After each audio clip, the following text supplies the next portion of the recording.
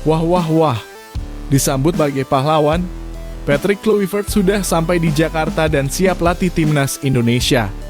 Ini dia persiapan Patrick Kluivert yang pasti bikin kalian terkejut saat mendengarnya.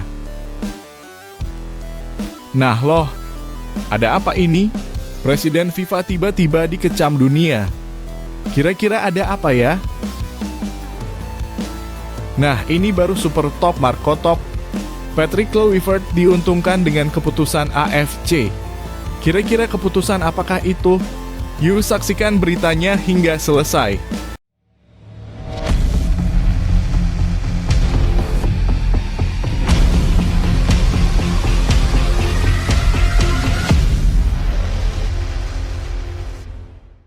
Mohon subscribe channel Timnasku Indonesia agar tidak ketinggalan informasi Timnas Indonesia. Patrick Kluivert sudah siap latih Timnas Indonesia. Setelah lama menjadi teka-teki dan menimbulkan berbagai spekulasi di kalangan pecinta sepak bola nasional, akhirnya kabar menggembirakan datang. Patrick Kluivert kini resmi berada di Indonesia. Sosok pelatih asal Belanda ini akhirnya menjawab semua keraguan publik setelah sebelumnya santer diisukan tak kunjung melatih Timnas Indonesia secara langsung. Kini dengan kehadirannya di Jakarta, Kluivert menunjukkan keseriusannya untuk membawa Garuda terbang lebih tinggi di pentas Asia bahkan dunia. Dalam pernyataannya melalui akun Instagram pribadinya, Patrick Kluivert 9, ia menegaskan kebahagiaannya kembali ke tanah air untuk memulai persiapan penting pemusatan latihan Timnas Indonesia di Bali mulai 26 Mei 2025 dalam rangka menghadapi dua laga krusial di grup C kualifikasi Piala Dunia 2026 zona Asia.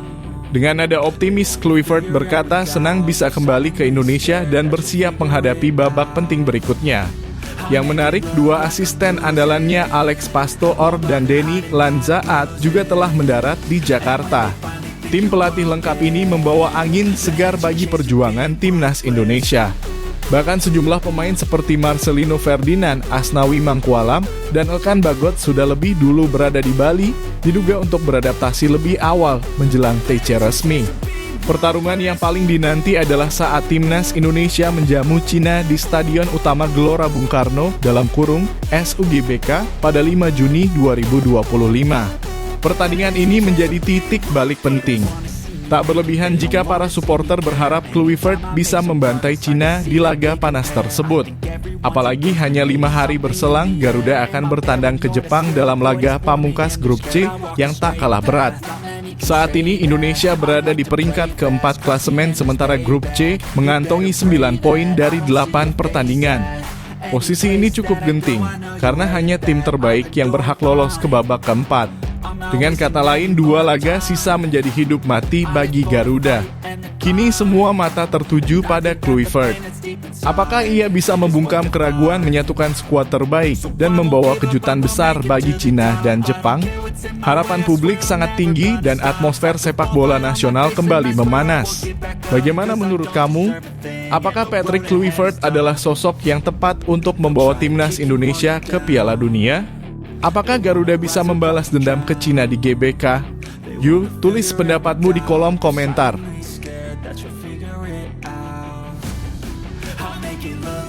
Presiden FIFA tiba-tiba dikecam dunia. Dunia sepak bola kembali diguncang oleh kontroversi besar yang melibatkan Presiden FIFA, Gianni Infantino. Dalam Kongres FIFA ke-75 yang digelar di Asuncion, Paraguay, terjadi aksi walkout oleh sejumlah tokoh penting Eropa. Presiden UEFA Alexander Ceferin, Presiden FA Inggris De Bilhewit, hingga 6 anggota UEFA di Dewan FIFA memilih keluar dari ruangan sebagai bentuk protes keras. Mereka tidak bisa menerima keputusan Infantino yang datang terlambat ke Kongres hanya demi pertemuan politik dengan Presiden Amerika Serikat, Donald Trump. Akibat insiden ini, FIFA menjadi sorotan tajam dan menuai kecaman dari berbagai penjuru dunia. Seharusnya Kongres Akbar tersebut dimulai pukul 9.30 waktu setempat, namun terpaksa diundur hingga pukul 12.30 karena Infantino belum tiba di lokasi. Ia lebih memilih menghadiri rangkaian pertemuan politik di Arab Saudi dan Qatar bersama Donald Trump, padahal acara ini adalah agenda puncak tahunan FIFA. Aksi Infantino dinilai sebagai bentuk pengabaian terhadap nilai-nilai sportivitas dan komitmen terhadap sepak bola. Ketidakhadirannya di waktu yang tepat bukan hanya membuat malu FIFA di mata publik, tapi juga dianggap melecehkan kerja keras para delegasi dari 211 negara anggota yang sudah hadir jauh-jauh. UEFA pun secara terbuka mengkritik Infantino. Dalam pernyataannya mereka menyayangkan perubahan jadwal mendadak dan menilai bahwa sepak bola telah dijadikan nomor 2 demi kepentingan politik pribadi. Para delegasi Eropa merasa dipermalukan apalagi jadwal ulang dilakukan hanya beberapa hari sebelumnya dengan alasan yang dianggap tidak relevan dengan urgensi Kongres. Bahkan sebagian dari mereka harus mengatur ulang penerbangan padahal telah merencanakannya jauh hari.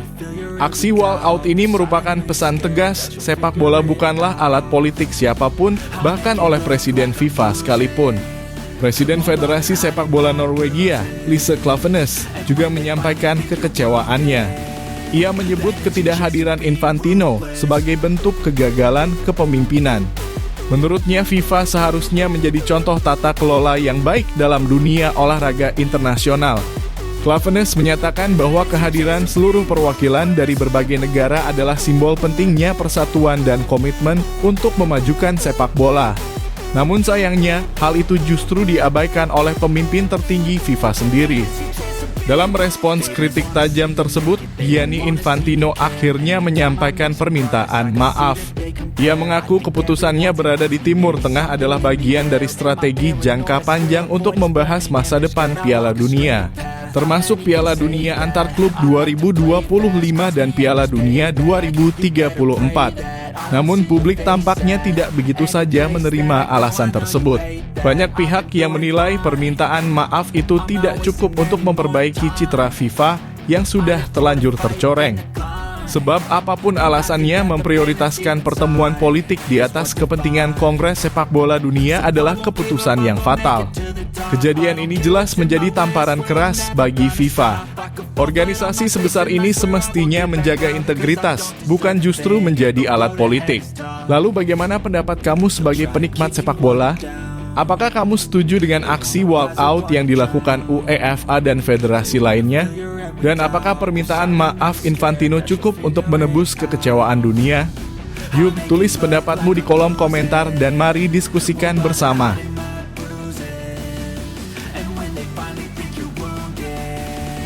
Patrick Kluivert dibuat senang dengan keputusan AFC untungkan timnas Indonesia. Jelang laga penting melawan Cina pada 5 Juni 2025 di Stadion Utama Gelora Bung Karno, Jakarta, timnas Indonesia mendapatkan angin segar. Keputusan terbaru dari Konfederasi Sepak Bola Asia (AFC) diyakini akan memberi keuntungan bagi skuad Garuda. Pelatih timnas Indonesia, Patrick Kluivert, pun diyakini menyambut kabar ini dengan penuh antusias. Pasalnya AFC telah menunjuk wasit asal Uzbekistan, Rustam Lutfullin, untuk memimpin duel krusial ini. Bukan tanpa alasan penunjukan ini disebut menguntungkan. Lutfullin memiliki rekam jejak apik setiap kali memimpin pertandingan yang melibatkan timnas Indonesia. Dalam 2 laga terakhir yang dipimpin oleh Lutfullin di ajang kualifikasi Piala Dunia 2026 zona Asia, Indonesia berhasil meraih kemenangan meyakinkan. Pertama, kemenangan 2-0 atas Filipina di SUGBK pada Juni 2024 berkat gol Tom Haye dan Rizky Ridho. Kemenangan ini menjadi langkah penting yang mengantar Indonesia ke putaran ketiga. Kedua, saat menghadapi Arab Saudi pada November 2024, timnas kembali menang 2-0 lewat 2 gol dari Marcelino Ferdinand, sebuah penampilan solid meski diwarnai kartu merah untuk Justin Hubner. Hal ini menunjukkan bahwa Lutfullin memang tegas, namun tetap adil dan tidak merugikan skuad merah putih secara hasil.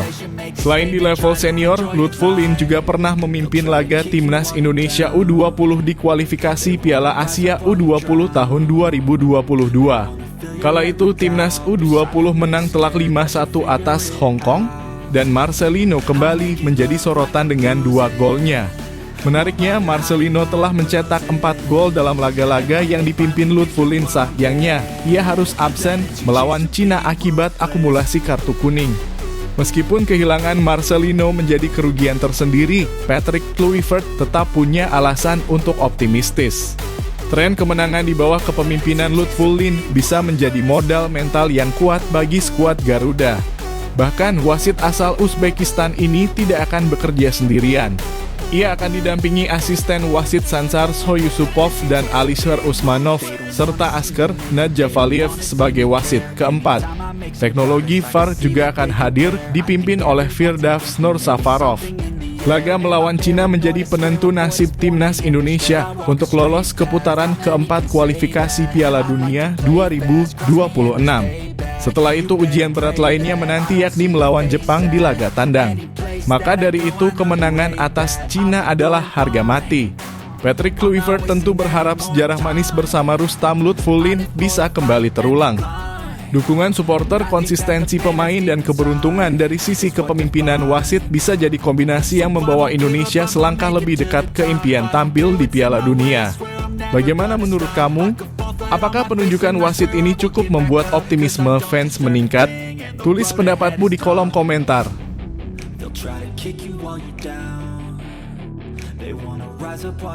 Jelang duel hidup mati, Cina dibuat ketar-ketir lawan timnas Indonesia. Suasana panas mulai terasa jelang laga hidup mati timnas Indonesia melawan Cina di babak ketiga kualifikasi Piala Dunia 2026. Pertandingan yang akan digelar di Stadion Utama Gelora Bung Karno (SUGBK) Jakarta pada 5 Juni mendatang itu sudah menyedot perhatian besar publik. Bahkan tiket pertandingan telah ludes terjual hanya dalam 1 hari. Ya, antusiasme supporter Indonesia kembali menunjukkan kekuatannya. Melalui unggahan resmi Timnas Indonesia di Instastory, diumumkan bahwa tiket pertandingan antara Indonesia versus Cina di platform Livin by Mandiri sudah habis terjual pada Jumat 16 Mei. Penjualan tiket sebenarnya baru dibuka sehari sebelumnya, Kamis 15 Mei pukul 10 waktu Indonesia Barat. Namun dalam hitungan jam, para supporter langsung menyerbu semua kelas tiket yang tersedia.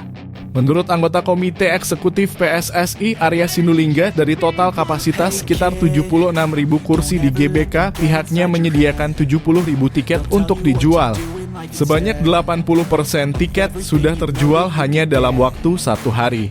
Dan sisanya, yaitu 20%, akan kembali dijual secara online melalui platform Kita Garuda pada 19 Mei mendatang.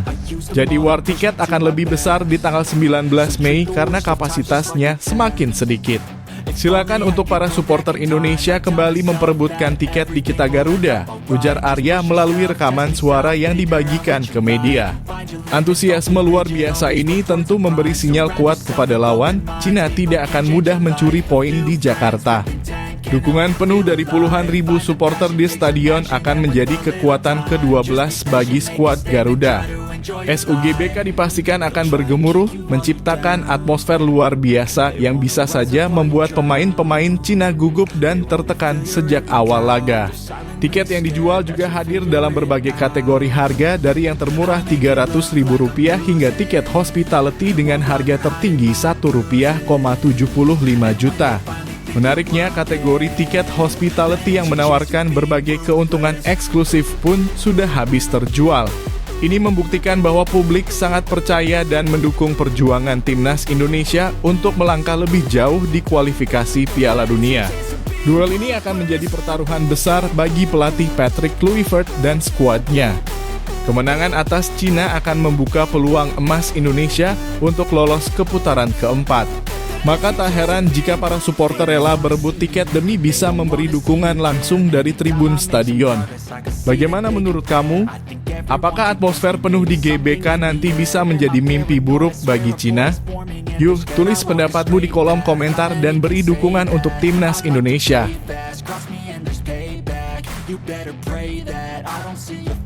Dewi Fortuna berpihak ke timnas Indonesia. Harapan besar masyarakat Indonesia untuk menyaksikan tim Garuda melangkah ke Piala Dunia 2026 kembali menyala terang. Jelang dua laga krusial menghadapi Cina dan Jepang di babak ketiga kualifikasi Piala Dunia, seolah Dewi Fortuna mulai berpihak ke sisi timnas Indonesia. Pertandingan pertama akan digelar pada 5 Juni 2025 di Stadion Utama Gelora Bung Karno, Jakarta menghadapi Cina. 5 hari setelahnya, timnas Indonesia akan melawat ke markas Jepang. Dua laga ini menjadi penentu besar nasib pasukan Patrick Kluivert. Namun di tengah tekanan besar itu, kabar-kabar menggembirakan justru datang bertubi-tubi untuk Indonesia. Dari internal tim sendiri, persiapan berjalan sangat positif. Skuad sudah mulai berkumpul di Bali untuk menjalani pemusatan latihan. Nama-nama penting seperti Asnawi Mangkualam, Marcelino Ferdinand, Ronaldo Kuateh, Elkan Bagot, hingga gelandang FC Utrecht Ivar Jenner telah bergabung. Pelatih utama Patrick Kluivert dan asistennya Alex Pastoor pun sudah tiba untuk memimpin latihan secara langsung. Suasana penuh semangat ini menjadi modal awal yang sangat penting bagi timnas Indonesia. Namun yang paling mengejutkan justru datang dari sisi lawan. Cina dan Jepang sedang menghadapi masalah internal yang membuat kekuatan mereka diprediksi tidak maksimal. Dari kubu Cina, bek andalan mereka, Jiang Shenglong, dipastikan absen karena cedera serius pada ginjal kiri akibat benturan saat membela klubnya Shanghai Shenhua. Media Cina Sina melaporkan bahwa Jiang harus menjalani istirahat panjang dan kemungkinan besar tak bisa memperkuat timnya saat melawan Indonesia. Hal ini tentu menjadi keuntungan besar bagi timnas yang siap tampil agresif di depan dukungan puluhan ribu supporter di GBK. Sementara itu, Jepang justru akan menurunkan skuad lapis ketiga. Pelatih Hajime Moriyasu sudah memastikan akan mengganti hampir seluruh pemain yang tampil di laga Maret lalu dengan para pemain jebolan Olimpiade Paris 2024. Tujuannya jelas memberi kesempatan pada pemain muda karena Jepang sudah dipastikan lolos ke Piala Dunia. Langkah Jepang ini tentu menjadi hadiah tak terduga bagi Indonesia. Melawan pemain-pemain yang minim pengalaman internasional jelas menjadi peluang emas bagi skuad Garuda untuk mencuri poin di kandang lawan. Dengan kondisi seperti ini, momen besar sedang menanti Indonesia. Persiapan yang matang, semangat membara dari para pemain, dan kondisi lawan yang tidak ideal membuat peluang untuk menorehkan sejarah semakin nyata. Bagaimana menurut kamu? Apakah ini saatnya Indonesia membuat kejutan besar dan mengamankan tiket ke Piala Dunia? Tulis pendapatmu di kolom komentar dan beri semangat untuk timnas kita.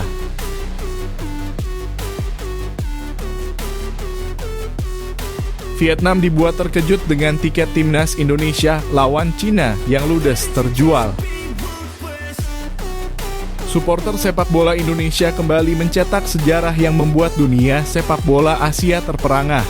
Kali ini bukan soal kemenangan di lapangan, melainkan kekuatan fanatisme yang begitu besar hingga membuat tiket pertandingan timnas Indonesia versus Cina ludes terjual hanya dalam waktu 5,5 jam. Sebuah fenomena yang membuat media Vietnam tertawa 247.vn geleng-geleng kepala. Laga penting yang akan digelar pada 5 Juni 2025 di Stadion Utama Gelora Bung Karno itu memang sangat dinanti. Pertandingan tersebut menjadi bagian dari babak ketiga kualifikasi Piala Dunia 2026 dan timnas Indonesia membutuhkan dukungan penuh dari puluhan ribu pendukungnya untuk bisa mengamankan poin penting melawan Cina. Tiket resmi mulai dijual pada Kamis, 15 Mei 2025 melalui platform digital Livin by Mandiri. Menurut pernyataan anggota ex-Co PSSI Arya Sinulinga, dari total kapasitas 76.000 kursi yang tersedia di SUGBK, sekitar 70.000 tiket telah disiapkan dan langsung diserbu oleh penggemar. Penjualan tiket tahap pertama luar biasa. Sekitar 80% tiket terjual hanya dalam waktu 5,5 jam. Itu semua kelas dari yang termurah sampai yang premium, ujar Arya. Yang lebih mengejutkan bukan hanya pengamat sepak bola dalam negeri yang heboh, tetapi juga media Vietnam ikut meliput kegilaan ini.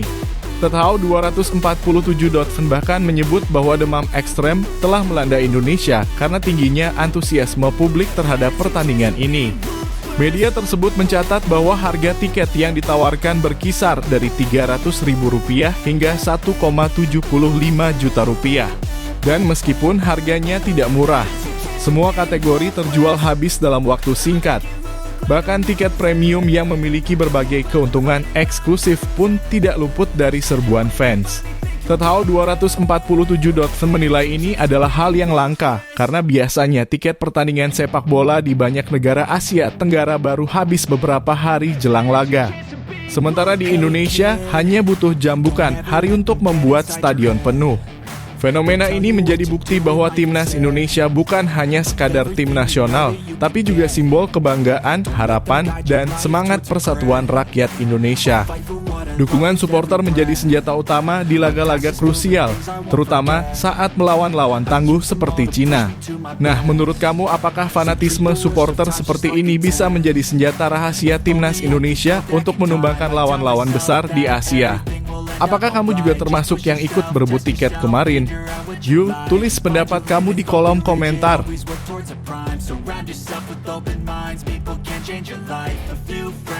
Sinyal kuat, Elkan Bagot comeback ke timnas Indonesia. Benar-benar di luar dugaan, kabar kembalinya Elkan Bagot ke timnas Indonesia sukses mengejutkan banyak pihak. Bek jangkung yang sempat menghilang dari radar skuad Garuda ini kini kembali jadi perbincangan hangat setelah muncul di lokasi pemusatan latihan timnas di Bali. Seolah tanpa aba-aba, kehadirannya menghidupkan kembali harapan publik akan kekuatan lini belakang timnas yang selama ini dirasa masih belum kokoh. Setelah cukup lama absen, banyak yang mengira Elkan telah berpaling atau enggan lagi berseragam merah putih. Namun kenyataannya berkata lain, Elkan justru menunjukkan tanda-tanda kuat bahwa ia siap kembali berjuang demi merah putih. Langkah ini jelas mengejutkan, terutama jika mengingat hubungan Elkan dan timnas sempat tampak merenggang. Ditambah lagi, ketidakhadirannya di beberapa agenda penting sebelumnya sempat menimbulkan spekulasi bahwa sang pemain sudah tidak lagi masuk dalam proyeksi jangka panjang pelatih. Tapi semuanya berubah saat kabar berembus bahwa Elkan telah tiba lebih awal di Bali. Lokasi TC Timnas Indonesia jelang laga-laga krusial melawan Cina dan Jepang di kualifikasi Piala Dunia 2026. Tidak mungkin seorang pemain profesional hadir di tempat seperti itu tanpa agenda resmi. Ini adalah sinyal kuat bahwa Elkan kembali dilirik dan sangat mungkin sudah dipanggil kembali. Pelatih anyar timnas, Patrick Kluivert, juga dikenal tak ragu mengandalkan pemain diaspora.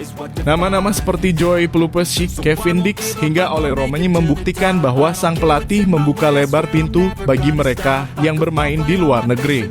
Dalam konteks ini, Elkan Bagot menjadi kandidat yang sangat relevan.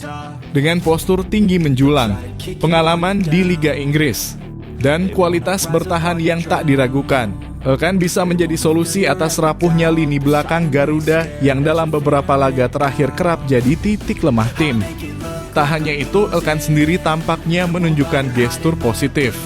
Kondisi fisiknya dikabarkan prima meski ia tidak mendapatkan banyak menit bermain di klubnya. Yang lebih menarik, Elkan mulai terlihat aktif kembali di media sosial, terutama berinteraksi dengan akun-akun yang berkaitan dengan timnas Indonesia. Sekilas memang sepele, tapi ini adalah kode keras bahwa dirinya masih punya ikatan batin dengan skuad nasional. Tak jarang hal-hal kecil semacam ini justru jadi pertanda besar bahwa sebuah reuni tengah dipersiapkan secara diam-diam. Jika benar Elkan Bagot akan kembali memperkuat timnas Indonesia, maka ini adalah momen bersejarah yang sangat layak dinantikan.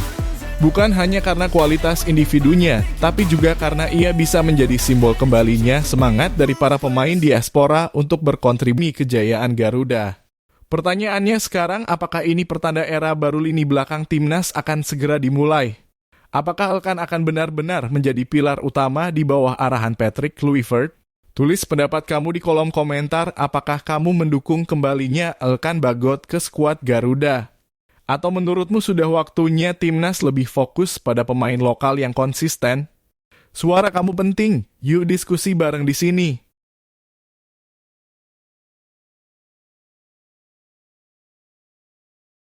Bukan cuma Emil Audero, Calvin Verdonk hingga Maes Hilgers juga telat gabung timnas Indonesia. Timnas Indonesia tengah bersiap menghadapi dua laga super krusial di putaran ketiga kualifikasi Piala Dunia 2026. Skuad Garuda dijadwalkan menggelar pemusatan latihan TC mulai tanggal 26 Mei 2025 di Bali. sebagai langkah persiapan menghadapi Cina pada 5 Juni dan Jepang pada 10 Juni 2025. Namun, satu hal yang mulai menjadi sorotan adalah potensi keterlambatan sejumlah pemain abroad untuk bergabung. Bukan hanya Emil Audero, penjaga gawang keturunan Italia yang paling disorot, ternyata Calvin Verdonk dan Mads Hilgers juga berpeluang datang terlambat ke TC. Emil Audero sejatinya dijagokan tampil sebagai kiper utama dalam laga melawan Cina, menggantikan Maarten Paes yang absen karena akumulasi kartu kuning. Sayangnya, Audero masih terikat kewajiban bersama Palermo di Italia yang sedang berjuang di babak playoff promosi ke Serie A. Jika timnya berhasil menembus final, Audero baru akan menyelesaikan laga terakhirnya pada 2 Juni 2025. Ini berarti dia hanya punya waktu 1 hingga 2 hari untuk bergabung dan mempersiapkan diri sebelum duel krusial kontra Cina. Namun, hal ini bukan masalah Emil semata. Calvin Verdonk dalam kurung NEC Nijmegen dan Mads Hilgers dalam kurung FC Twente juga berada dalam posisi yang hampir sama. Kedua tim mereka sedang berjuang untuk tiket ke kompetisi Eropa, tepatnya Liga Konferensi Eropa melalui jalur playoff. Pertandingan semifinal playoff akan digelar pada 22 Mei dan finalnya pada 25 Mei. Artinya jika Verdonk dan Hilgers berhasil membawa timnya ke final, maka mereka juga baru bisa berangkat ke Indonesia paling cepat tanggal 26 atau 27 Mei. Meski hanya terlambat 1 atau 2 hari dari jadwal TC, tetap saja ini mengurangi durasi persiapan yang ideal bersama tim. Pelatih Patrick Kluivert tentunya ingin skuadnya kompak dan bugar secara menyeluruh sejak hari pertama latihan. Dengan lawan skuad Cina dan Jepang, konsolidasi tim dari awal sangat penting. Situasi ini menjadi tantangan tersendiri bagi timnas Indonesia yang kini banyak bergantung pada tenaga pemain abroad. Di satu sisi, kita bangga karena banyak pemain Indonesia yang berlaga di liga-liga Eropa, tapi di sisi lain, jadwal kompetisi di luar negeri juga seringkali bertabrakan dengan agenda timnas. Nah, menurut kamu gimana? Apakah keterlambatan para pemain abroad ini bisa dimaklumi karena alasan profesional di klub masing-masing? Atau seharusnya PSSI mengupayakan jadwal yang lebih fleksibel agar semua pemain bisa bergabung tepat waktu? Tulis pendapat kamu di kolom komentar, yuk!